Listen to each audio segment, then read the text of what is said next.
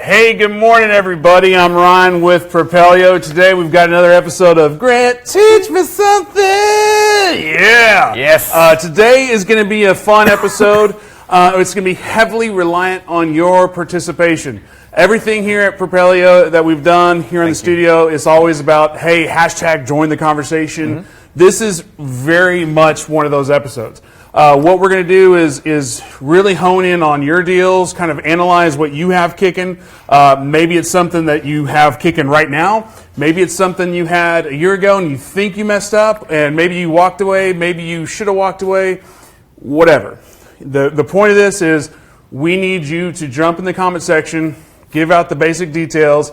If you want to hop on a phone call, say, hey, call me, or drop in your phone number and we'll give you a call. Yeah. So did I... That's great. Give a quick... No, that's perfect. Yeah, exactly. So we're piggybacking off of what we did last week. Because last week we talked a little bit about, what it was like to analyze these deals and a couple of rules of thumbs.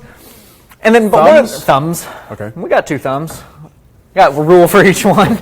But a couple of things just to point out is not every deal is some groundbreaking, creative, we've got to be crazy about this because it's got this thing going on and that thing going on. Sometimes it's just straight up, hey, I can get this deal at 75 cents. Let's move, something like that. And so just like Ryan said, we want to work with you guys. So if you have deals that are on your table, let's analyze them. I've already got a couple of people lined up that we're going to reach out to over the phone just so that you can see kind of what that analysis process looks like. On the phone? I know. It's fancy. Okay. So what we're going to do is I'm going to call them. I'll put them up against the mic so that you can hear what we're talking about. We're just going to run this. Now, these are a couple of the ones that I've got here are a little bit of, we're going to have some creativity mixed into it. We also got a comment from Shawn that we're going to run into. That is just something that we'll be able to whiteboard here. So, real quick, as always, Lee, love our disclosures.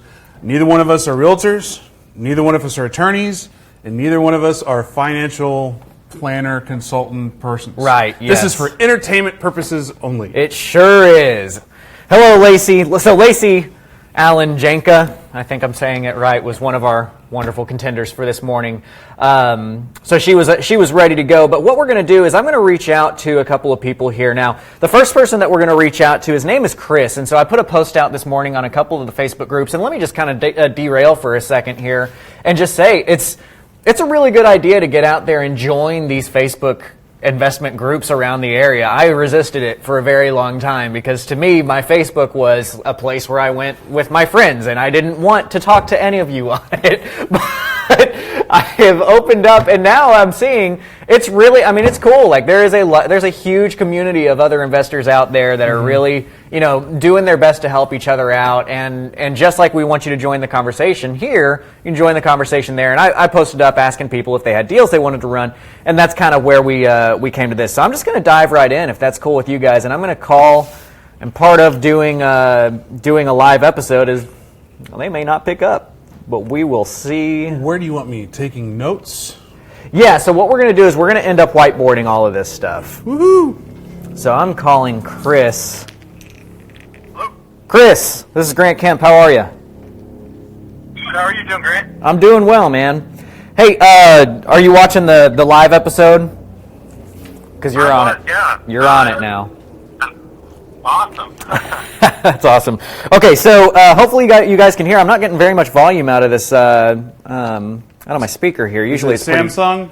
No, it's a Google Pixel 2 XL. Is what it is. Usually it's pretty loud here. Okay. Anyway, so we wanted to kind of like I told you earlier. We wanted to run a deal live just to show everybody kind of how this stuff works, right?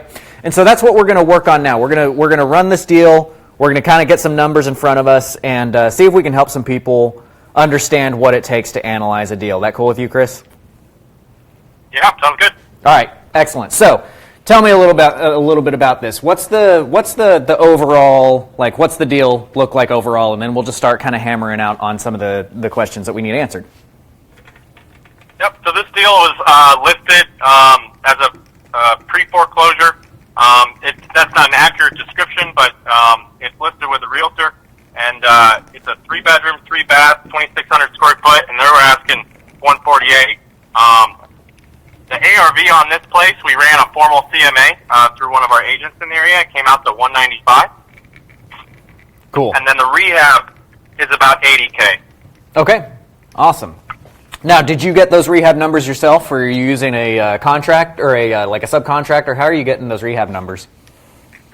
So I walked through the property and I ballparked it. I tend to be pretty conservative. I don't try to be close and, rather miss a few deals rather than cut a few deals close.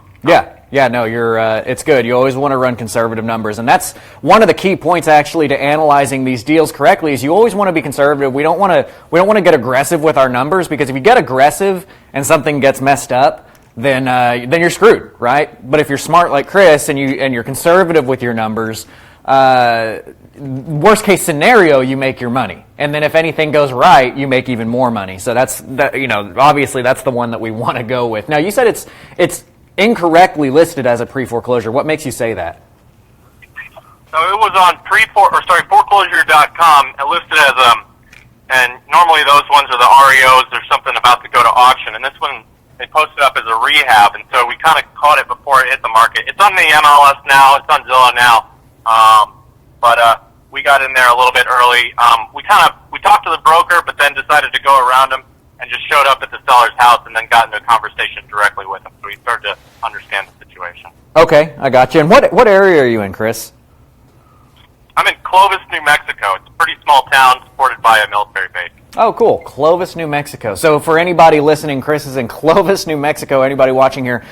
Chris, if there's somebody else in Clovis, New Mexico that might be able to help you, or you might be able to help them, is there some way that you would like them to get in touch with you? Yeah, they can look me up on a lot of different Facebook groups. I'm listed as Chris Eman, or they can email me at chris@okaloosahomebuyer.com. That's Chris Eman, like Chris Mann. He's a man, but it's no A. Okay, so we've got an ARV of 195, so let's jump into this, right? So if we've got an ARV of 195, Chris, what is your risk factor here? So everybody kind of has a different number. Like some people are willing to buy at 75 cents of ARV. Some people are willing to buy at 85% of ARV. Do you have a number that you try to hit? I aim for 70 cents. Okay, awesome. Now, are you still getting those 70-cent deals down or over there in Clovis? Yeah, I don't do a high volume of deals, but that's how we run our numbers. Yeah. That's awesome. Yeah, so 70% really is where we should all be. 70% is what we want to all shoot for, because 70% is that protected number. 70% is that most conservative, and where we were for many years until, here in Dallas, we've become very competitive and people's numbers have started going up and going up and going up. So here's what we've got. We've got an ARV of 195. So, Chris, are you still there? I'm switching off to my calculator. Can you still hear me? Yep, I can hear you. Okay, cool. So we got 195. So the first thing that I'm going to do is I'm going to do 195 times 0.7, and that gets me to a number of 136. Because what that means is that if we have an ARV of 195, after it's fixed up, it's that 195 number, our total basis, our rehab and our acquisition, both need to add up to be 70% of that number. In this case, that's going to be 136. Okay? Now, that 136 number is obviously lower than the asking price that this person had on their property, right? So have you spoken to, okay, well, and let me further back that down. So if our total basis for a 70% deal is going to be 136, and that's got to include acquisition and it's got to include the rehab, we're going to do 136 minus our rehab number, which is $80,000, which leaves us down to only $56,000 that we have left over to offer our seller in cash. So, Chris, have you had conversations with this seller about your pricing, and is this the offer that you were coming to them with? Yeah, we told them a range when we first met with them, and we gave them a $60,000 to $80,000 range. $60,000 to $80,000 was what you said that you would buy it from them for, right? That's right. Okay, gotcha. That's before we ran numbers. And what was their reaction? Well, they didn't like it because they didn't kick us out of the house. We tried to build some rapport with them and talk to them. They're the children of the previous owner who's in a nursing home. They all live about 2 hours away, and she is trying to qualify for Medicare, and so they have to pay the medical bill until they sell this asset, because otherwise Medicare says, you've got too much money and we won't support you. Right. And so, if I understand right, you said that they had some concerns about how Medicare was going to handle that sale, right? That's right, and I am not an expert on it. It's something I've been very aggressively researching since we talked to them. But my understanding is there's a floating lien on the home from these folks, and until they qualify for this amount, qualify for Medicare, that is to get rid of all of their assets, Medicare, they're going to have to pay out of pocket. So Medicare values the home, I think off the tax assessor's website, at $132. It's a little lower than they're asking at $148, but definitely not where we could pay. Mm-hmm. And anything that ends up selling below that, Medicare is going to come and say, hey, you sold this home below value, we're not going to, they're going to qualify that as either a gift or an expense, and they're going to make them come out of pocket for it. That's very interesting. Yeah, so I would definitely approach trying to find an attorney to kind of help you out with that situation as well. Because, and if anybody here watching has had any experience with Medicare on something like this, I'd love to have you join in on the chat function here and just let us know if you've run into something that has something to do with your Medicare and you maybe have experience on this. Let us know, because again, this is all join the conversation. We're here to help each other out. Like we're taking every Wednesday here. We do a free Teach Me Something episode here for everybody else. Let's get you involved too. If you've got some experience on something that might help here, let's get you involved on that to help Chris out in this situation, because that's an interesting one that I've never run into. I've never run into Medicare saying, hey, you have to sell it for, having basically what you called it, a floating lien on this property. That's a little bit different. So here's the thing, though, is that a property's only worth what somebody's willing to pay for it, right? How long has this property been on the market at their asking price of $148? It's only about a week. It's only about a week on the market? So I'm curious, if you've got a rehab number of $80,000, that doesn't even add up with the ARV of $195 minus that rehab would still be under the asking price of $148.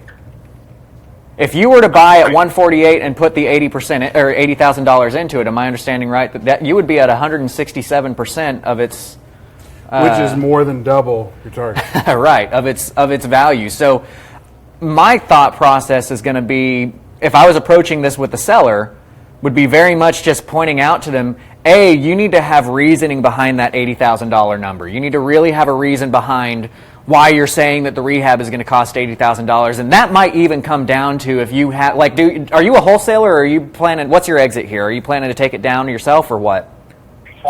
We're going to wholesale this. Okay, so do you have a contractor that you trust or somebody that might be able to give you some numbers on this? We got somebody asking. Yeah. And actually, so when we walked through the property, we gave them a ballpark of 60 to 70K in the rehab, and they agreed with us there. Okay. And real question, we've got somebody asking: Is this a Medicare or a Medicaid? Are you positive on which one that is? I'm not positive. It's whichever one deals with elderly. I think they both do, don't they? I'm not sure. Possibly. And I don't see that comment, so you might have to fill me in because it's not showing. It's just strictly Medicare and Medicaid. That's all it says. Oh, okay, gotcha. So if you've got numbers that back up this $80,000, and what I'm saying here is that if you've got to defend this number up against a governmental agency like Medicare or Medicaid or something like that, basically I would start approaching this somewhat like a short sale. Somewhat like you've got to actually show some proof that says, hey, this is what the house is worth if it's fixed up. This is how much money needs to go into it to fix that property up. And for it to sell on the open market, we need to buy it at this dollar amount. Quick caveat or wrench, he mentioned him as a realtor. So if the realtor has this listing, how does that work with going to a short sale expert? Right. So do they have to work together, or is the short sale expert going, hey, look, bub, I understand, realtor person, you have the listing, but you're never going to sell this. Is there like a referral fee, is a marketing fee, or they get part in the listing? Yeah, and I'd be interested for you to know too, Chris, did they sign an exclusive agreement with that seller or with that listing agent? Yes, they've got one with them. Okay, so you run your business your way, and forgive me for going on a rant here. My personal look on if I find a property through anything that a realtor did at all, I make sure that realtor gets paid. And for those of you watching, I would suggest that be how you approach things as well, because if you find it from it being put on MLS, the realtor did work to get it there, right? Now, if you find it because you're searching through public records and the realtor did absolutely nothing to get this sold and you send them a piece of mail and that person calls you, that's when I don't have any qualms with going around the realtor. But just for the record, I would, if I was teaching one of my students to do this, I would be saying we've got to figure out a way for that realtor to get paid. But again, we're going to approach this somewhat like a short sale, and I would say you really need to get a contractor out there to get an actual bid on the rehab so that you can have a real third-party showing of what that rehab is going to cost. And then, like you said, because you said you got a CMA done from a realtor, and they said ARV would be $195, right? That's right. So I think that you've just got to show the proof to it and then put that in front of Medicare or Medicaid and just say, look, this is what it's actually worth. I know that y'all put a lien for X, but it's just not worth that. The other thing that you might be able to run with them, and we will get a little bit creative on this, but something to consider is, okay, I can only buy it for $56,000 cash to the seller, right? That's what Chris can pay to be within his numbers, which leaves you in a deficit of, what did you say the Medicare thing was, 132, right? That's correct. That leaves a $76,000 deficit.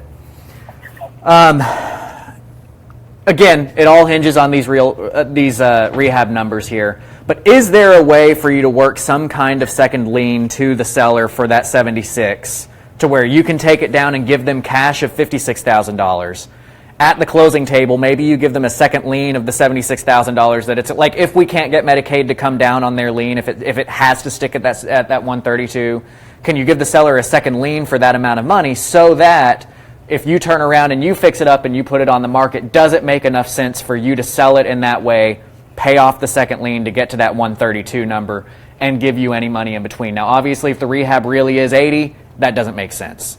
But if it does come in lower and you do think that you could get that second lien but done in there, this is a way to take the deal down. I'm not an expert, but Mitzi Diane from San Antonio, again, disclaimer, I've never done this, this is what she said, face value, and it may not even be a topic of what we're talking about, is if there is a Medicare, Medicaid, whatever, they, even if you owe them $1 million, if you sell the house for $1, they get $1. Okay.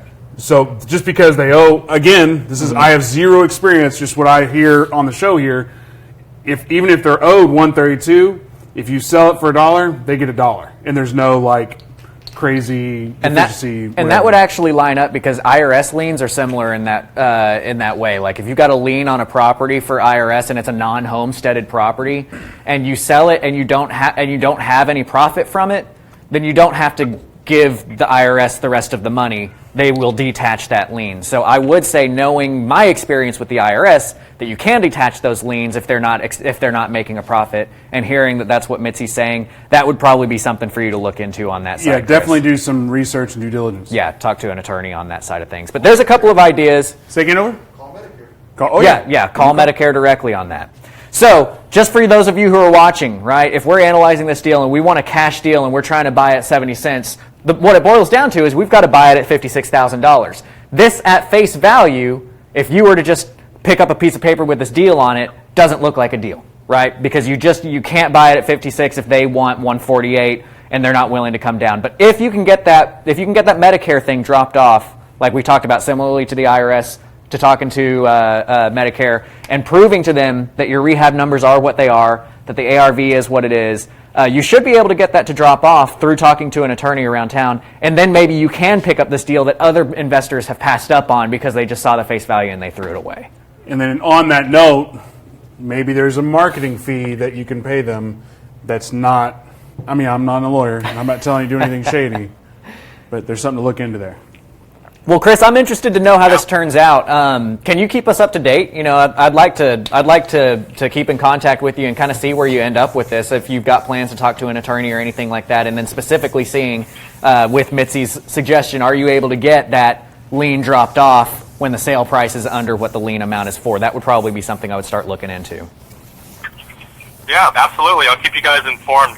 We were going to approach it like the short sale package, put together a cover letter, with a formal estimate. I just don't know how these federal programs work. Right. I also want to agree with you on not cutting out the realtor. We went around him to talk to the seller, but we are not planning on cutting him out. I see. So he's got a contractually binding agreement. I don't want to get involved in any sort of litigation. Gotcha. Well, of course you have to say that because you're live on TV now. I'm messing with you. No, yeah, that makes sense. You just wanted to talk to the seller, but you're still going to clue him in. That's okay. Cool. Well, man, thanks for being willing to take the call and letting us run these numbers on this and just kind of put something in front of people. I know for a lot of newer investors that are watching a show like this, it's really helpful for them because they don't know, they've never seen what happens when an actual real deal with actual real problems sits in front of them, right? So having somebody like you who's willing to put that out there, really appreciate that. That's going to help people going and keep me up to date with how this ends up because I'd like to know and I'll update people on the show from that, okay? All right, thanks a lot, Grant. Hey, man, thank you. Do you want to use my phone? We'll talk to you soon. That way Bye. you can use your calculator? Oh, I can use the calculator, Well, fine. never mind. Unless your speaker is really loud. I don't know why my speaker was being so quiet there. It's usually really loud. All right, so Hopefully that was helpful. hopefully that was helpful. I've got another one that we're going to call. Those of you who are watching this probably know Corey Thompson, but he commented on one of my posts asking about if somebody wanted to run deals. And he's got one that I think is going to be really valuable for you guys to see how something might work. That's a pretty actually common thing to run into on these types of deals. So what we just saw with that last one was really cool because that's kind of your basic how things are going to work on a basic cash deal. And of course, way to go, Corey. Corey, pick up your phone. Yeah, so we'll go to Shawn after this. But on that guy, it's cool seeing real problems that pop up, right? So Shawn, do we have Shawn's phone number? Here, you want to call that or give it to me, and I'll or put. 210. Hold on, we'll not say it to everybody there. 803. Oh, I see it. Okay. Okay. You did 9, not 3. Gosh darn it. Thank you. 803, and then okay. All right, Shawn, if you're watching, we're going to give you a call. I see that we've got the comment here with some details, and if anything, we'll just read through these details, but hopefully he's available here. Shawn's down in San Antonio, I believe. Hello, Shawn, you there? Yes. Hey, man, how you doing? Good. How you doing? I'm doing well. You watching the Grant Teach Me Something live right now? Yeah. All right, well, you're on it. We're on a small delay, so you may not be on it yet, but you're here now. Okay, cool. Yeah. So you sent us a deal, or you sent Propelio a deal a little bit earlier to kind of go over, and I'd like to run those numbers with you right now, if that's cool with you. That sounds good. All right, perfect. So tell me a little bit. Just give me an intro to what this deal looks like for you. All right. So it was built around 1978. Went there as a probate lead, and a guy's sister had passed away. They're an older fellow, and she has kids, but he's the executor, and he basically is going to be the one who, gets whatever coming from the house. I don't know what the issue is with the kids and the mom, but so as the numbers really are, I got the ARVs is somewhere around 170 to 180. It all depends. It could be even higher, but some of the other ones had like a pool and things like that. So when you say 170 to 180, just so that the people watching understand, what is it that's causing you to give that range? Because a lot of the houses are about 2,000 something square feet compared to the house that I'm looking at is 1,700 square feet. Okay. So I come down a little bit on ARV per price per square foot. Okay, gotcha. So one way, just for you guys that are watching on comping video, so the problem that he's running into is if I understand right, Shawn, you're saying that most properties that you're looking at are all in that 2,000 square foot home size, and yours is a little bit smaller. Is that what the problem is that we're hitting? Yeah, and I haven't seen any that have been updated to get that ARV. A lot of as-is are around 140, 145.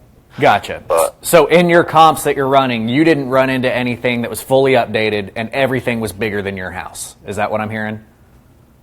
I did, but only on a higher square foot. Gotcha. Okay, gotcha.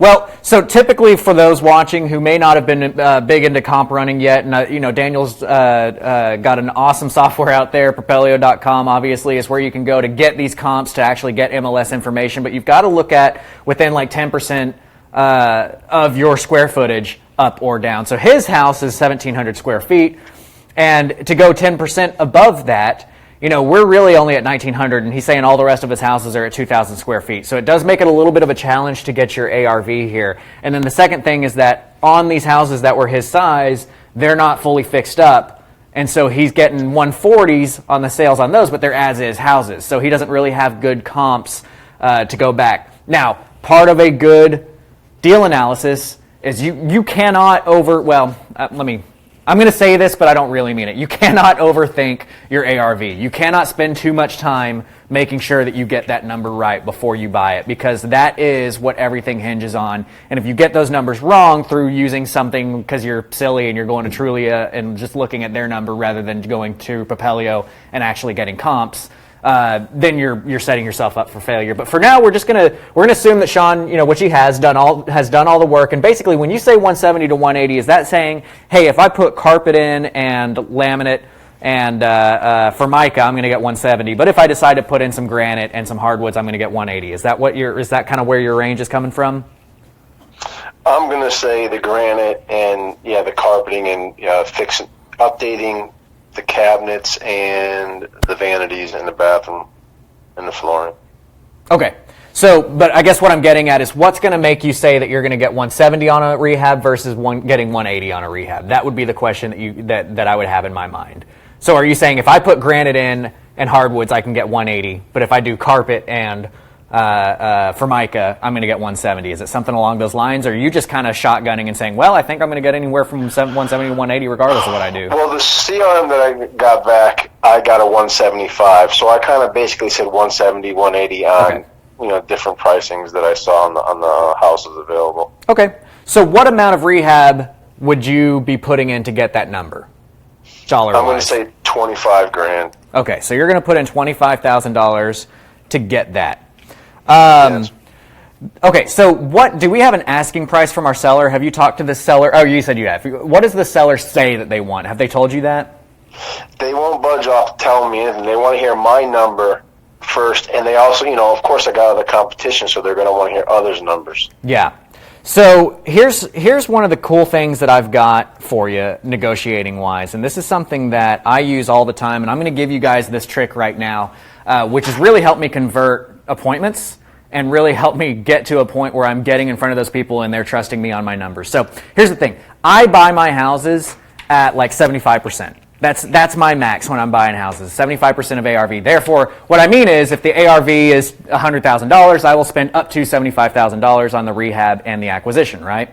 So if somebody's selling their house on MLS, Joe Schmo, Ryan, if Joe Schmo is selling their house on the MLS, how much are they spending in fees to sell that house? Probably 6 to 8%, 6% realtor, and another 2% for title fees, and maybe seller, not deficiency, seller negotiations. Yeah, seller. I knew it until the you giveaways, said it. the concessions. Thank you, Daniel. Seller concessions. Seller concession. Yeah. So I would say about 8%. Right. So at least you're typically looking anywhere between 8 and 12% in fees that and just costs, of having to pay for an extra this or pay for an extra that or closing costs or whatever that might be. So what I usually do is I round that to about 10%. Okay, so if a seller, Joe Schmo, is selling their house on the MLS market, they're going to walk away with 90% of what they sold it for, right? Mm-hmm. Well, if I'm spending 75% on the deal, what does that mean for the seller? The seller's walking away with 15% less than they would have selling at MLS, right? So when a seller's really putting the squeeze on me on the phone and they really want me to give them an offer, I refuse to give them a number. I don't give them a range. What I give them is I say, hey, if you sell it to me, because I can also, by the way, go up to like 80 or 82 if I choose to wholesale this, right? So what I'm going to tell them is I'm going to say, look, I can't give you a number because I haven't seen the house, and I don't know what the rehab looks like, and I don't know all the numbers. Like, for me to give you an accurate number, I need to see everything. Anybody who's going to give you a number over the phone is just blowing smoke up your ear because they want to get in front of you. But what I can tell you is that by selling to me, you're going to accept 10 to 15% less than if you were going to be the person that put all the money into fixing this property up, spent the time to rehab it, found a contractor that you trust, got it fixed up, found a realtor that you trust, listed it on the MLS market, waited for all the showings, kept the house clean and ready for everybody to do their showings, all those open houses, found a person to buy it, went under contract for that person, and then waited 45 days for that person's bank to be able to finance them and then close, and you're hoping that that bank actually goes through with it and does finance it and close it, and if they don't, you've got to go through that whole process again and finding another buyer. By selling it to me, you're going to accept 10 to 15% less than if you went through all that trouble. And on top of that, if you're an investor and your investor rehab is 25, they are probably spending 35 to 45, depending on, hopefully, if you're an investor, you're getting good deals. Right. Because you're never going to spend that $30,000 on a foundation. Right. You're going to spend that for. Right, exactly. And that's another good point that you can draw that out. So I just told you my spiel, but if we do need to draw that out, I will very much point that same exact thing out. And I'm going to say, and that's with my numbers. That's with the guy who does a ton of deals and gets bulk discounts from all the contractors and has contractors that I can trust to get it done like that. Do you have a contract? Well, I can do it myself. Okay, well, we know how that goes, right? So that is a way to give them a price without giving them a price. And that's really helped my conversion rate go up. So if he's squeezing you for a number, I would recommend giving him that spiel, and just saying, look, it sounds a lot better to say they're walking away with 10 to 15% less than I need to buy at a deep discount. Too many people on the phone, they're like, well, if I'm paying cash, I got to buy at a deep discount for it to make room and blah, blah, blah, blah, blah, blah, blah, blah, blah. So you're saying 10 to 15% less than what? Then if they were to, so like the seller is going to accept 10 to 15% less than if they were going to put the money up for the rehab, find the contractor, do the rehab, that whole thing that I just talked about. You explain to them what a hassle it's going to be for them to be the person who puts this up and fixes it up and puts it on MLS when they would only walk away with 90% at that point in time. Well, we're giving them 75%. And so they're 75 to 80, right? So they're making 10 to 15% less than if they actually went through all of that hassle. And now all of a sudden, my discounted price doesn't sound too bad to them because, well, it's only 10 to 15%, and that's a lot of crap that I don't want to have to deal with. Or you could offer $1. Yeah. What are you going to give me for? I'll give you $1.50. True fitty.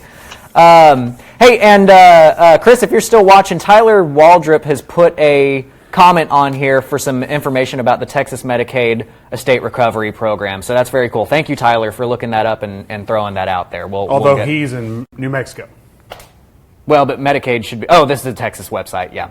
Well, but that one is Medicaid.gov. Anyway, cool. Okay, so cool. So let's get back to this deal. So we don't know what the ask is because this guy keeps putting the squeeze on you. Again, I would turn that around on them and say, look, anybody who's going to give you a number without actually having everything in front of them is inexperienced. I'm the real deal, and that means I'm not going to give you a real number. But what it does mean is you're going to walk away with 10 to 15% less, just like what I told you.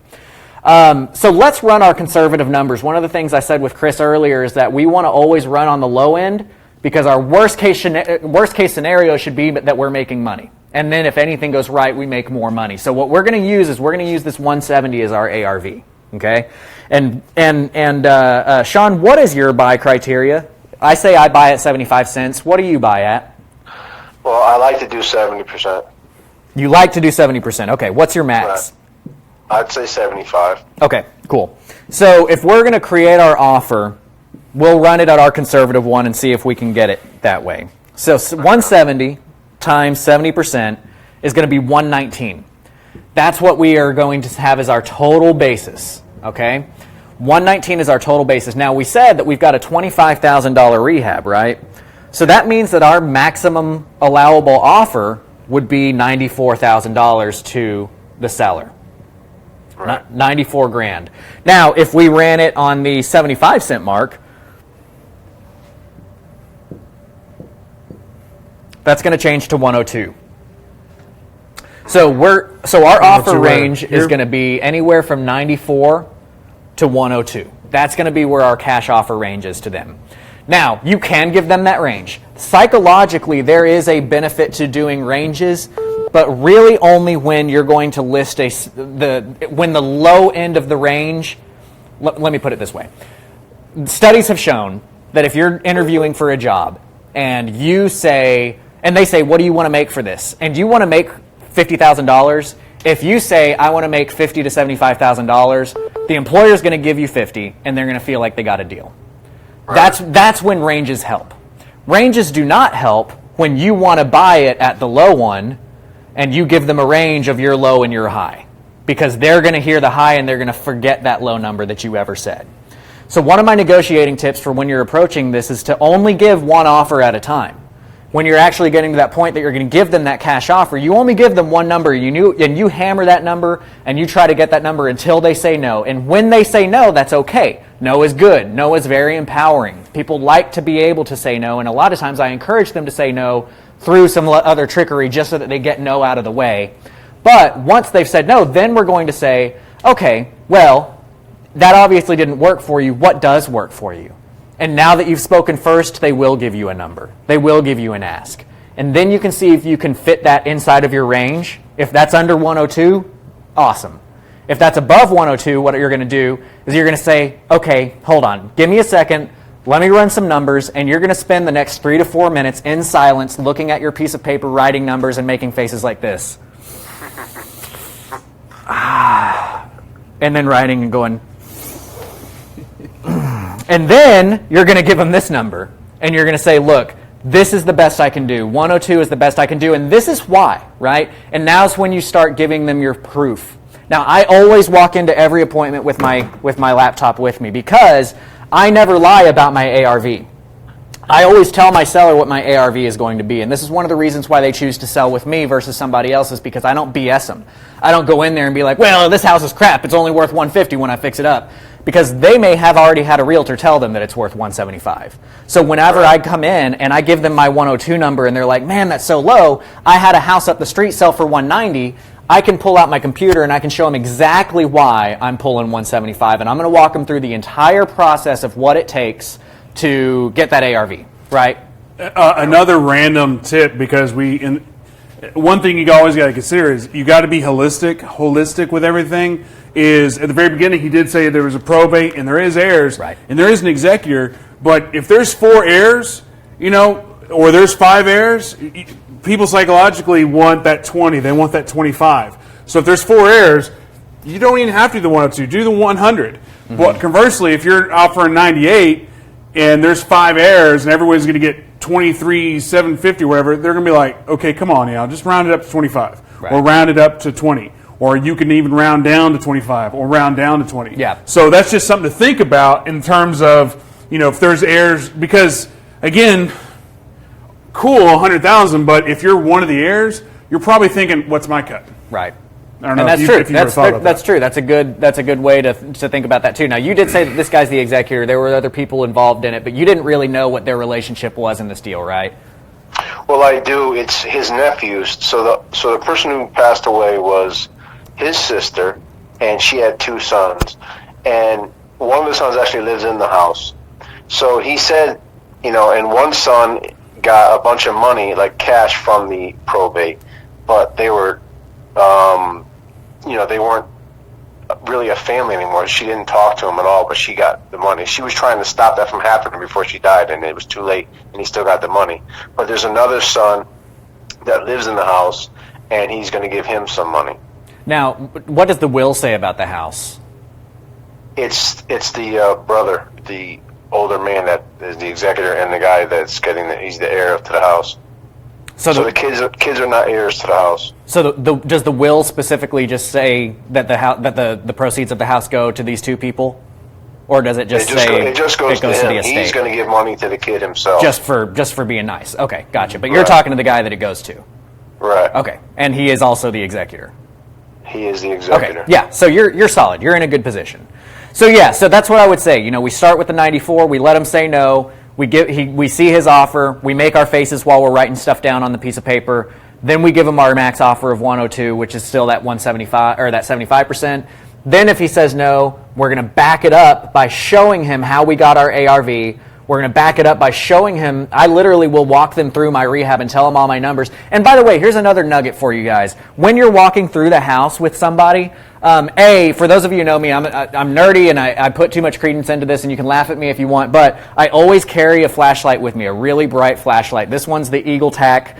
D25 LC2. It's like $80, but it puts off more light than a 60-watt light bulb. And when I'm walking a house, I'm shining a light, and I'm talking, like, say that Ryan's my seller, right? I'm going to talk to him the whole time, and I'm never going to comment if there's a giant crack over there. I'm just going to keep talking to him about the Super Bowl. But if I'm looking around and I see a crack, I'm just going to shine that light on that crack for a little while, and I'm going to keep BSing with him, and I'm not even going to change the topic or anything until he notices that I notice that there's repairs there, and then I'm going to keep moving on with it, right? He needs to know that we know everything is wrong with the house. And then when we run into a big issue, something that is worth talking about, here's the nugget. I'm always going to say, oh, that's not a big deal. I can get that done for blank, right? Every big thing that they might think is going to be a major issue, I'm going to say, don't worry about that. I do this so often, I can get that done for really cheap. I can get that done for this. Every repair I talk about, I'm going to say how cheap I get that repair done for. So at the end of the negotiation, when we're sitting down and I get to that point after I have to make my faces and after I have to give him my MAO, and then he says no and I'm proving my ARV, when I get to my rehab numbers and I walk him through, well, here's the thing. My ARV is this. My rehab numbers are this. And remember, I'm getting everything for super cheap because I do bulk and I get this done all the time. You're not going to be able to get this number. So if you were to fix this up, it's going to cost you even more than that. So again, going back to that 10 to 15% less thing, this is where I start talking about that it eats up into that money.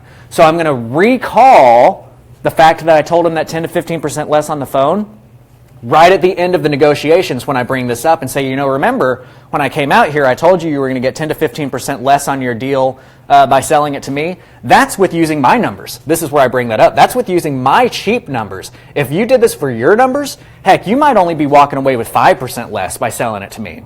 But I'm efficient and I get this stuff done. And by showing something like what I'm going to do, I'll pull up Propelio on my computer, I'll turn the screen around and I'll show them the comps, and I'll show them that I don't have any filters on anything, that I'm just giving them pure comps. Mm-hmm. Prove every number to them, and then say, look, I have to buy that at this discount. That number between the 102 and the whatever, that number is why I'm in this. I'm in this because I make money. Let's be very clear. This is what puts food on my family's table. So yes, I've got a profit built in there for myself, and that's why my numbers are what they are. And that's, again, with all of that spiel that I just gave you, my conversion rate is over 80%. Every house I go to, I contract over 80% of every house I sit down in front of, and this is how I do it, right? And because it's been a minute since I've talked, I will throw out, because Shawn, you did say that even though the brother is he has, or not title, but he is the heir of the will, he's the guy that's getting clear ownership of the house. Well, it was a nephew that was living in there. One thing you have to do before any documentation or agreements are signed is, where's the nephew going? Where is he going? When is he going? Is he out before the house? And I know that seems kind of obvious, but some people don't think about it, and then next thing you know, you just bought a house and now you got to evict somebody. And a lot of times you can buy the house. What I've done here is I've been solely focused on the money side of things because I'm going over only numbers. But one of the things you'll hear me talk about in my class and with like my personal mentors I go into a lot is we're always listening to this. This is the most important thing. The probate, the heir, the person. We need to listen to what the phrase I always say is, I don't care what they're asking for, I care why they're asking for what they're asking for. Mm-hmm. So if they're asking for a number, it's probably because they have a reason. Maybe they need to put that loser brother up in a house for a little while. Nephew. Right. or whatever that might be, you know. When I first talked to the seller, he doesn't want to deal with a realtor. Mm-hmm. And now that I've been kind of talking to him, trying to get a number out of him, here and there, he says, I'm going to take on the bids, and then if it's not what I like, I'm just going to go with a realtor, which I think he's just bluffing with that because he lives out way on the right side of Dallas. He's like out in Longview, Texas somewhere. So, okay. Well, that would be a perfect opportunity to hit him with my realtor spiel I just gave you. I'm gonna, you're expecting 10 to 15% less than if you did that, and then just really point out all the things that make going through a realtor difficult. Exactly. Well, cool. Well, Shawn, I think you've got I think you've got a pretty good deal possibility in front of you. I think, probates are really good for this kind of situation. We've talked about some numbers. We know a range that works for you. We've talked about ways that you can actually approach this with your seller to hopefully get that. And I'd like to hear back from you. If you don't mind, let me know how this turns out. That'd be really cool. Yeah, definitely. Thank you. Appreciate it. Ryan, do you have one I last was going thing? to be clear. This is just a straight flip. There's nothing creative. It's just straight. Yeah, this would be set up for just a straight flip. I mean, you can do whatever kind of exit you wanted. You could rent it. You can wholesale it at 70-75%. You can flip it. You can do anything that you want at this point in time. So, Shawn, thanks for being willing to let us call you and get these numbers and run this together, man. I appreciate it. Awesome. Have a good day. All right, you too. Bye. Thank you. So, guys, are you enjoying this? Is this good for you to see some of these things getting put in front of you? If you're liking what we're doing here, give us a like, give us a love. We like that encouragement. We want to know that this is working for you and getting things in front. Or is everybody just asleep and they left their computer on? We still got good viewers. I know There's people watching. are chiming in, but I'm too busy writing, so I don't Yeah. get to see the comments. Yeah, no, it's all good stuff. So, guys, thank you for being willing to participate in this. This is a really fun type of thing. So, I'm going to try Corey one more time, okay? Because I like his deal that he sent. I think it would be valuable for you guys to see. But if I can't get a hold of him, I can't get a hold of him. So let's try that. I'm going to try you, Corey. If you're watching, pick up your phone. And to Alfred's point, no, this is his actual cell phone. There's not another. Alden has one as well. Alden has one. Okay, good. We'll look at that. Hello. Corey, what's up, man? Not much. What are you doing? Not too much. You figured out where that answer button was. I was on the phone with somebody else whenever you called. All right, I'll allow it. Okay, well, cool, man. So for those, oh man, and I forgot to ask Shawn this. Hey, Shawn, I'm hoping you're still watching. If you are, go ahead and comment if for a way for people to get a hold of you if they're down in that San Antonio area or whatever it is that you might be able to help them out with. Put a comment on there because this is all about helping each other out. That kind of thing said, Corey Thompson, tell us a little bit about yourself, what you're doing, and how you might be able to help somebody, how they might be able to help you, and how they can get in touch with you. My name is Corey Thompson. I run a Facebook group called Roughnecks Real Estate. I've been on the show a couple of times. We buy and sell owner finance. We do sub-twos. We use credit partners to establish underlying liens on our wholesale deals. So we don't actually wholesale. We just, buy them ourselves. We put a bank mortgage on them and then turn around and sell them owner finance and trap that equity and pull a little bit of equity out from the bank. And we buy mobile home parks. So that's pretty much what we got. And then we also have a small rental portfolio ourselves, too. That's awesome. Well, very cool. So if you were going to work with somebody else, what would it be through? Wholesaling, buying from them, something like that? Where might they get a hold of you? Well, they would find me on Facebook. But on Facebook. Any town they've never heard of that they have a lead in. Like I think Royce has one in Palestine that we're going to buy from him at $30,000. And then there's another one that we got sent that's in Itasca for 21.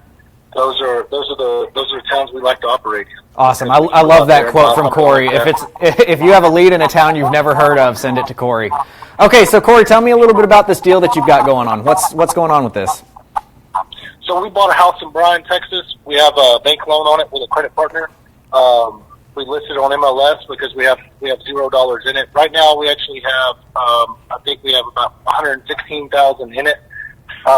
We have a bank loan against it for $147,000. So we have obviously pulled profits out already. And this morning we got an owner finance offer for $50,000 down. With they want to put $50,000 down, but they wanted to buy the house for $150,000.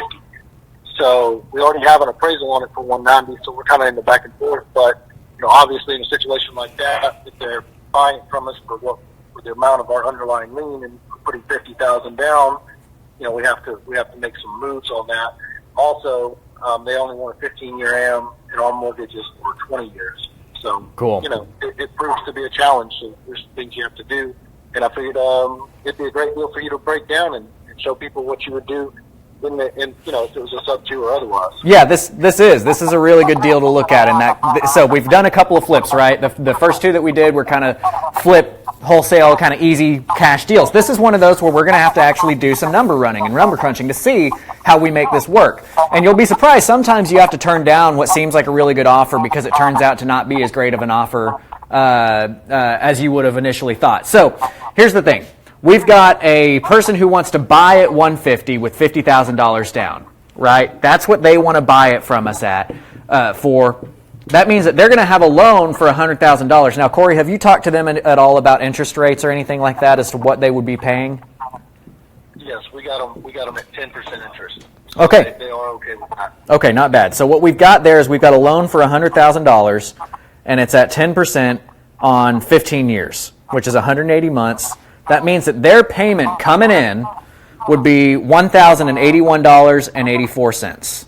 Okay, that's the payment that would be coming in from this. Now, your loan to your bank was the original principal balance, that 147 that you said? Yes, sir. Okay, and that was at 6%? Is that what you told me? 6% interest, yes, sir. Okay, so 147, 6% for 240 months. That means that the payment going out is $1059.65. So on this loan, I'm going to delete. I'm such a computer nerd. I'm going to delete this right here because we've already got it written over here. So on our loan going out, we're paying $1059. If we sold it to this person, we'd be getting in $1081. Okay, that's only a cash flow of less than $30, right?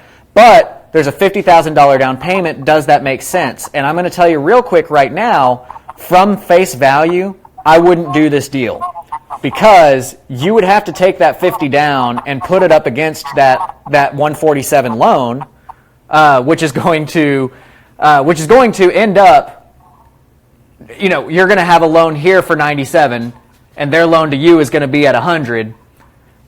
You've only got a $3,000 spread there. You're only making less than $30 a month, because the only thing is that if you don't put that 50 down towards that underlying lien and then something happens like they refinance out of this loan, you would be responsible for paying off that underlying lien as it stands. So here's what I'm going to do is I'm going to draw a little picture, right?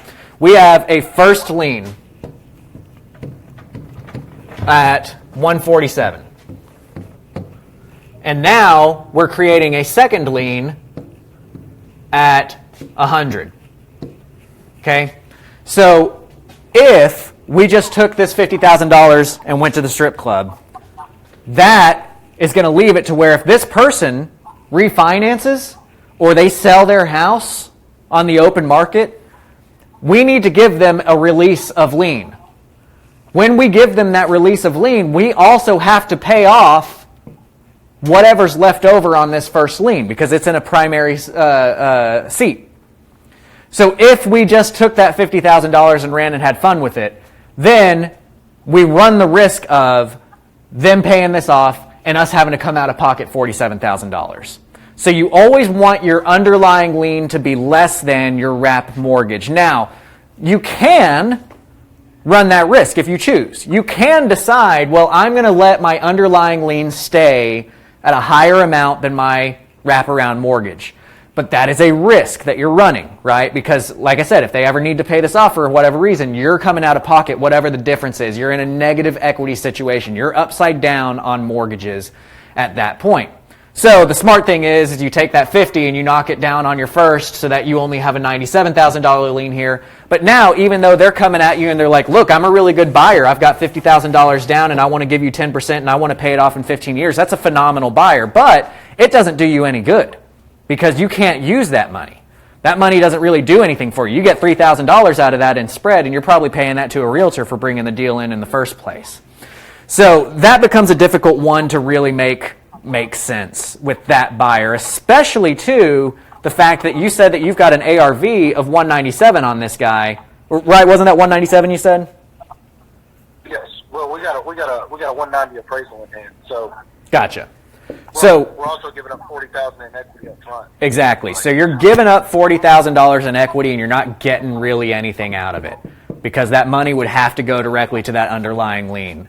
So it sounds good on face value. It sounds good. They're like, man, this person has 50 grand and they want a 15-year payoff, which typically means it's a phenomenal buyer, and it is a phenomenal buyer. But it doesn't do you any good. So that's kind of the trick there that makes that difficult. And I've had to turn down a lot of buyers for that reason.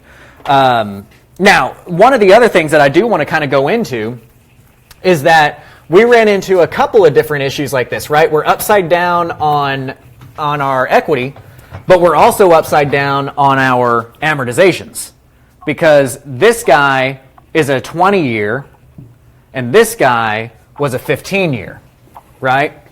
Now that in and of itself is not that big of a deal, but let me show you how that's going to kill your cash flow. That $30 that we thought we had in cash flow here is gone because of this. Because what has to happen now is if we've got a loan amortization on our wrap, on our second lien of 15, we need to re-amortize the payments that we're giving to our first lien to match the lower wrapped amount, okay? So again, I'll make that picture. We've got a first lien of 20 years, and we've got a second subordinate lien, which is our wrap, at 15 years.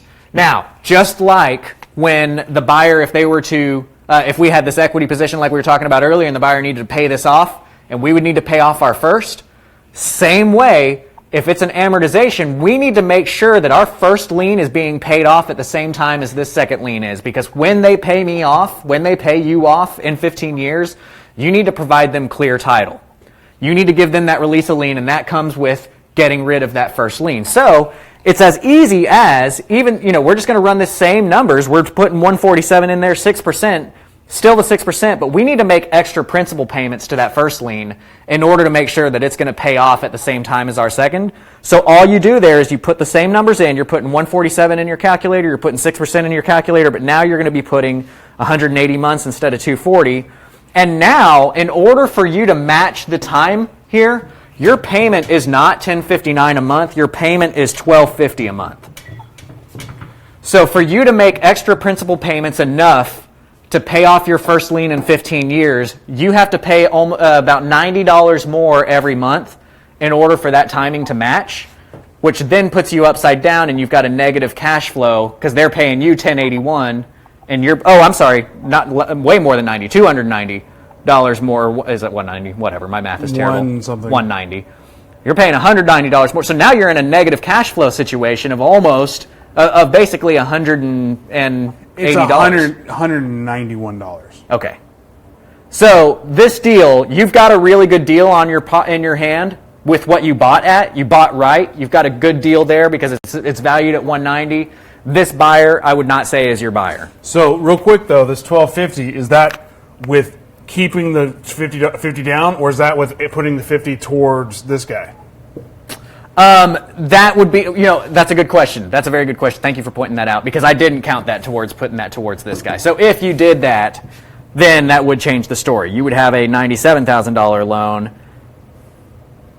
Okay, fair enough. And it knocks some years off the amortization. I think that'll put it down to like 11 years that we would owe, and they would owe 15. I mean, the money would be there on the back end. But it's still not a good deal because we're giving out $40,000 in equity up front. Right. So we're like, hey, we have an appraisal. So yeah, this is the as-is appraisal. And we've countered. We countered 175 because ultimately what they're running up against is a payment objection. So it's like they're making this offer based on payment, not based on equity. We countered offered and lowered the interest to help get them closer to the payment they wanted. But ensure that we would have equity so we could capture more of that down payment up front. Right. Right. Yeah. So it is again it's a difficult situation that you're in because even if you put I was just thinking about this, even if you put that 50 towards the loan, unless you refinance that loan, your payment's still $10.59. And like Corey said, you can pay it off more quickly because of that. You're going to make that payment off, and Corey said he runs the numbers, it's about 11 years. But what happens then is you put all this time and effort into a deal that you're hoping lasts 11 years so that you can get 4 years worth of cash flow on it on the back end, and that just doesn't really, for me, doesn't make a whole lot of sense. A lot of work? It's a lot of work. They don't. It's a lot of work. So that's an interesting one, though, Corey. Thanks for bringing that one up, because, again, we run into a negative equity and we run into a negative amort. Not really negative amort, but you know what I'm talking about. So what's the solution? Yes, sir. Look, whenever I heard the offer this morning, it's just like everybody. Here's a $50,000 down, and you think, I'm going to make it away with $50,000, and then you look at it and you're like, I'm not making it away with anything, like nothing. This deal doesn't suit me at all. Yeah, so, absolutely. So you're hearing Corey's experience there, because you saw me. I mean, the first thing that I said after seeing this is, hey, a lot of times these offers look really good and you get excited from the start, but then you figure out it's actually not for you. It's exactly what Corey just said. It's like, hey, man, you get really excited. You're like, heck yeah, $50,000. You start running numbers. You're like, oh, this actually sucks. This isn't a good offer. And a lot of times your buyers and your buyer's agents don't understand that. They're like, but Grant, they have $50,000 down. They want a 15-year amort. And I'm like, well, I'm sorry. That doesn't make me money. Because of how my liens worked, it just doesn't make sense for me. And you're giving up $40,000 in equity. So Corey, thanks for bringing this one up. This is a really cool example, and it let us touch on something complicated as well as the couple of easier ones that we did earlier. So again, join Corey's group. It's a great group. Roughneck, what is it? Roughneck 2 with the number 2, right? Real estate. Yeah. Yeah, with the number 2 real estate. Roughneck 2 Real Estate. So join that group. You can contact him. I'm on that group. Ryan's on that group. You'll see us talking there and that kind of stuff. And then, again, shoot out some likes, shoot out some loves, comments, that kind of stuff. We like working with you guys. So, Corey, thanks for calling in today, and I'm going to let you go, and we're going to move on to another one, all right? All right, thank you, sir. All right, thank you. See ya. Before we do move on, what other than just, hey, finding a new buyer, he did throw out, hey, we counted at 175. Is there a quick way to look at what that would do to the numbers? Yeah, so the way that we look at that at that point in time is now you've got to start looking at, so what I would recommend if you're looking for the solution here is to go back to last week's Grant Teach Me Something and look at my rules of thumb, because one of those is that I want to make a minimum personally, that I want to make a minimum of $150 cash flow every month if I'm going to do a deal. Mm-hmm. So I might counter in a way that says, look, what is 1059 plus 150? Mm-hmm. What is that payment? How can I get to that payment with them? Is that raising the price? I'm not going to raise my interest rate above 10%, so I'm going to basically have to be going up on price with them. They know that they're buying at a discount because we've got an appraisal at 190. So now I would be talking about the price of the house to get to a point where it makes sense for me. Exactly what Corey was talking about. We're going to counter at price, because then also if you counter at price, let's say you go to 175. Now you get to keep 25 of that 50. And the other 25 goes to paying your loan down. Mm-hmm. But you get $25,000 up front. So now all of a sudden that $50,000 might actually help you out. And Sparkle and Diamond and Sapphire are happy. Yes, exactly. So I do want to point out the most important part about getting all these things done is getting good numbers, getting your good ARVs on it, right? And the way to do that is not through going some stupid website like Trulia or going to the tax appraiser's website. Check out Propelio.com. Guys, again, they're putting on a great show here. I'm allowed to brag on them because I don't work for them, but they're putting on a great show here. They put a lot of effort and money into getting people like me to talk to you guys. And that's not even really the main deal that they have. The main thing that they have is they're offering you the ability to get real MLS comps, actual real stuff that only realtors previously could provide for you. So now you don't have to go out and desperately search for that investor-friendly realtor and all that kind of stuff. All of that is provided by Realtor. And let me point out that he didn't work here, so he didn't know what we did. No, the data is coming through a realtor. The data is coming through a real estate brokerage. You are having the actual MLS stuff from a realtor. When I say you're not having to search out that real estate investor friendly realtor, it's because you get to log on to your Propelio.com account and pull your comps. Website, pull your comps from that site right there. And it's got a cool CRM, and it's giving you freaking leads that are good leads. They're actually the leads that I use to go out and buy houses. So don't pass up on that. Really, go check them out at Propelio.com. There's probably a link on the thing, and if nothing else, on the Facebook page. And earlier this week, on Monday, I did a quick 20-minute video about lead management and how you can do it for free on a Google spreadsheet. But the reality is you could also use Propelio for free for lead management. And, everything we do here, we try to provide value and not go over the top sales, but, hey, show you alternatives. But the reality is, sign for Propelio, you get your leads, you get your CRM, you get your lead management, and you get access to true MLS comps. Mm-hmm. So there it is. I'll end up with what looks like to be a pretty quick one here. We've got Alden down in Houston. Alden's actually coming up here to Dallas tomorrow because he's going to be joining in as a personal mentor student of mine. But here's his question here is he's got a lead that's a free and clear house, one of his customers. They're asking $200,000. It needs some TLC, $15,000 to $20,000 at the most. Alden, I know, is a contractor, so his numbers are going to be right there. He says it's a really good neighborhood. Houses sell for $275,000 to $320,000. It was never flooded, which that's important right now in Houston. And another offer came in at $150,000.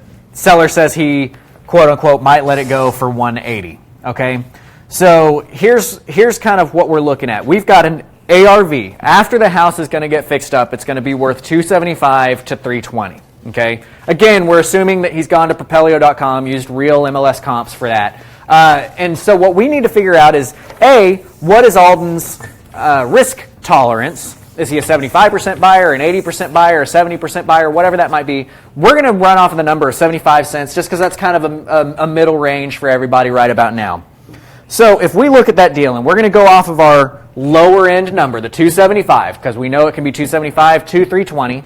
We want to start off our offers being more conservative and then get progressively more aggressive as time goes on. As you are competing with other investors and that kind of stuff, you might be able to raise your price after looking at your pad of paper and making your faces while you draw things on it. So we've got 275 times 75, which leaves us to our basis would be 206. So we would want to be in that property total for 206. Now, if we think that there is a $25,000, $15,000 to $20,000 rehab, we're going to go on the high end of that and say there's a $20,000 rehab. That leaves us 186. So if we take 20,000 out of that, we're left with 186. 186 is our offer that we can give to the seller. So right here, Alden, you've got a good deal. If you think that they are willing to let it go for 200, or I'm sorry, for 180.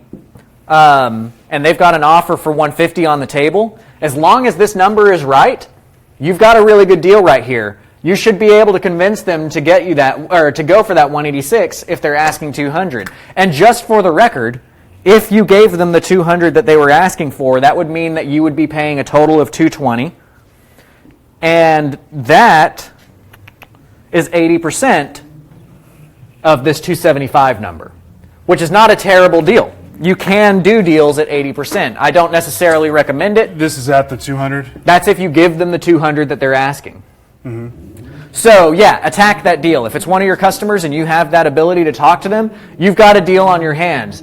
Offer them 186 to start off with. Heck, if you think they'll do 180, offer them 180, right? Yeah, and then one thing to think about, Alden, because you are in Houston, and again, I'm not in Houston, I'm just thinking out loud, is there is an abundance of flip houses right now because of the hurricane and all the flooding. It's true. So therefore, like in Dallas, this 80%, yeah, that's still a good deal. But in Houston, I don't know. I would go to those networking events, talk to everybody that's in the market, because that might be 60% just because of the surplus of flip houses. Yeah, thank you for drawing I'm just throwing it out there, thinking out loud is something to think about. No, that's very true, and thank you for drawing that out, because that's something that I should have considered, and I didn't. So thank you, Ryan. That's why Ryan, teach me something. Ryan, okay, point something out. Okay, well, cool. So I think that wraps it up for us today, guys. I hope to meet. But I hope you liked doing this. This is fun. You know, this piggybacked onto what we were doing last week of really just doing some deal analysis and letting you guys see what real deals look like in the real world and what kind of questions you might need to ask and how you're going to attack those deals to make sure that you can be the one that buys them. Again, I can't stress to you enough, I mean, Propelio is doing an awesome thing here, so don't forget to support them. If you want to know more about me, you can find me at CCF Mentors on Facebook, creativecashflow.com. I do the educational stuff, got some things for you to learn on online as well. Yeah, and if you like this, let us know. Maybe we do it again. I mean, obviously we're not going to do it every day, but if it's something that you want us to do again, let us know. Maybe we do it every other week. Who knows? Let's see what people say in the commentary. Mark, yeah, got Propelio, checking it out. Let us know what your thoughts. As we say here, let us know what you like to do. I'm going to start calling you Vanna Ryan. Vanna Ryan. Witherspoon over here referring to Vanna White Ryan over here. But Jason called me Vanna Ryan. Doing great on the board. Thank you. I try. Again, we want to thank Tyler for putting up stuff on Medicaid. Hopefully that'll help Chris with his deal there. If you like the flashlight that Grant was running, looks like Tang dropped a link in there. Let's see what else. Nuggets, yes. Think of 10 to 15% is a convenience fee. That's an awesome tip. So when you're talking to your potential sellers, when you're talking about that 10 to 15% discount, call it a convenience fee. That's pretty awesome. Tyler, thank you for dropping in those links. I think that's all the main questions here. We've got one more deal analysis guy that was out there. I'm not going to be able to, just for timing wise, get into that one today, but But again, I like the participation here, and we do want to keep that conversation open. Yeah, and then just a couple pitches for us. CreativeCashflow.com. Obviously we're not paying Grant to come in here to hang out with us. So if you've never gone to his page, check him out. Obviously Propelio.com. Is this the first time you've kind of joined in with us over here? If you haven't liked our page, like our page. If you've never gone to our website, go to our website. If you've never done the 7-day free trial, what are you doing? Come on now. What are you doing with your life? What are you doing with your life? For the cost of not a McDonald's cup of coffee, but maybe like an espresso cup of coffee, you can get access to your MLS comps. You can get access to those off-market leads. You get a lead management tool. Mm-hmm. One thing that we started using in our business is the team aspect of it. Mm-hmm. I work at Propelio, and every day I'm learning new stuff about here. And I can't stress enough. Like I said, I pull up Propelio to show people real comps. Like when I'm in seller meetings, right? I used to pay somebody to get these leads for me every day. I don't pay that person anymore. I just get the leads from Propelio. Those are leads that somebody that's at the top of the game who's buying a bunch of houses, I'm using those leads. So again, this is a good product that I think that you guys will really latch onto. One thing to point out is we're going to be in San Antonio. February 26th. February 26th for the Propelio San Antonio REI meetup. San Antonio REI meetup. 250 registered attendees. Which is going to be awesome, and we're going to really going to get you some good information on that. And then I'll be sticking around for the 27th to do a boot camp further on owner financing, that kind of stuff. So please let us know if you're interested. And you can sign up from the Propelio Facebook page. There's a way to get to it. I'll drop a link. And remember, you can always submit questions in advance. Like I had a couple of messages that we were able to start this show with people that I called, because they had submitted those questions in advance. So yeah, and on that, if I was doing my job, I would have the entire week scheduled out for the videos. But sometimes I'm lazy. I'm not. But anyway, when you see like a scheduled video, by all means, jump in there and drop questions. We also have a Propelio group for TV ideas and social segments. So if you have interest in being part of that group, let me know. I'll get you signed up. But we'll get you on there. Ask those questions. Anyway. We're kind of rambling on here, but try Propelio, check out Grant Creative Cash Flow. We'll see you on February 26th. Tomorrow, Donovan Ruffin is back in here. He's got a cool story. Travion is super happy. He's already smiling. He really likes that guy. I'm looking forward to meeting him, and I'm looking forward to sharing with everybody here at Propelio. So until tomorrow, always do your stuff, do your thing. I need a good outro. You do need a good sign off. I need a sign off. Keep on learning. Yeah. Bye. Bye, everybody. We'll see you tomorrow. All right, see you guys. Thank you.